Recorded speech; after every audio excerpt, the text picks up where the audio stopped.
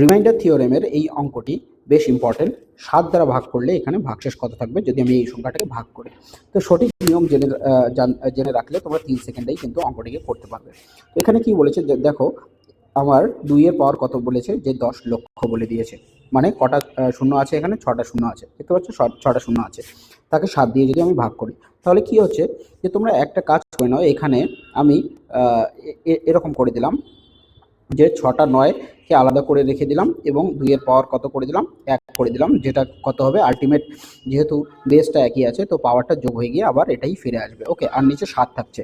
পরের স্টেপে আমি কি করছি দেখো, যে আমি এই 6টা 9 থেকে একটা 3 কমন নিয়ে নিলাম, তার মানে আমার বাইরে কত পড়ে থাকছে এবার 6টা 3, মানে পাওয়ারের উপর পাওয়ার থাকলে পাওয়ারটা মাল্টিপ্লাই হয়ে যায় আর ঘুরে ফিরে তুমি এটাই পাবে। আর এদিকে 2 এর পাওয়ার 1 পড়েই থাকবে, মানে 2 পড়ে থাকবে।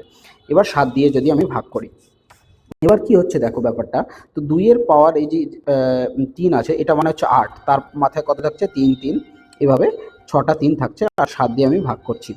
আমি রিমাইন্ডার থিওরেমের যে নিয়মটা সেটা হচ্ছে, যদি আমি ভাগ করছি কত দিয়ে, 7 দিয়ে, 7 হচ্ছে উপরের এই যে বেসটা আছে সেই বেসে যে সংখ্যাটা আছে তার থেকে কত কম, 1 কম। অর্থাৎ এখানে আমার ভাগ করলে আমার অবশেষ কত থাকবে, আমার অবশেষ 1 থাকবে, মানে প্রথম পোর্শনটাকে যদি আমরা ভাগ করি। এবং পরে যে 2 আছে সেই 2টাকে যদি আমি 7 দিয়ে ভাগ করি তাহলে কিন্তু ভাগশেষ 2 পড়ে থাকবে। বোঝা গেল? তো এইটুকু জায়গাতে আমার ভাগশেষ কত থাকছে, 1। ওকে, আর 2কে যখন আমরা ভাগ করব তখন ভাগশেষ থাকছে 2, 7 দিয়ে ভাগ করলে। তো আলটিমেট আমার রিমাইন্ডার কত থাকবে, 2 থাকবে। বোঝা গেল? তো আমাদের অ্যান্সার কোনটি হয়ে যাবে, অপশন বি।